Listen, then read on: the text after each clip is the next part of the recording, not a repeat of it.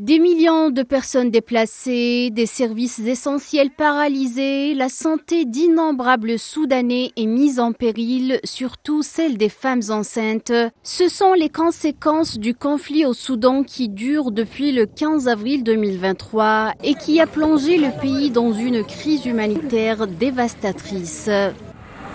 Houda Daoud est enceinte de 9 mois.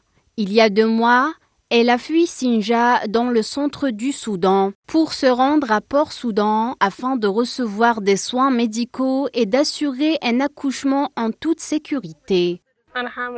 En tant que femme enceinte, la sécurité et les soins de santé sont une priorité pour moi. Les femmes enceintes ont également besoin d'une bonne alimentation pour elles-mêmes et pour leur bébé. C'est pourquoi je suis partie lorsque les RSF ont pris le contrôle de Sinja et j'ai parcouru toute cette distance jusqu'à Port-Soudan. La situation n'est pas idéale ici, mais elle est meilleure que dans les zones de conflit où nous n'avons pas d'hôpital opérationnel.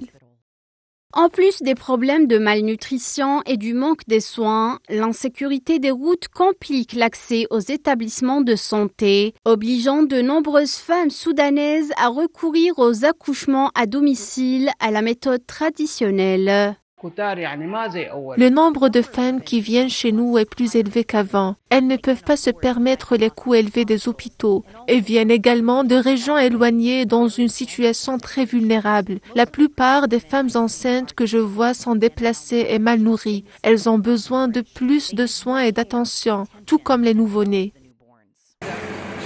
Des experts estiment que le taux de mortalité maternelle lors des accouchements pourrait augmenter de 15% à la suite des affrontements, alors que 80% des hôpitaux et centres de santé du pays ne sont pas opérationnels.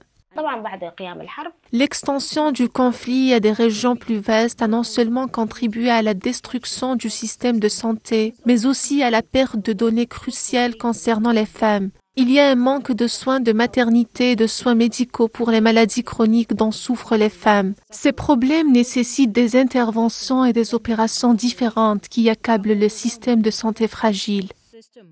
Selon les Nations Unies, plus de 1,2 million de femmes enceintes et allaitantes manquent de soins de santé, sont confrontées à de mauvaises conditions de vie et à la malnutrition, mettant ainsi en danger leur vie et celle de leurs enfants.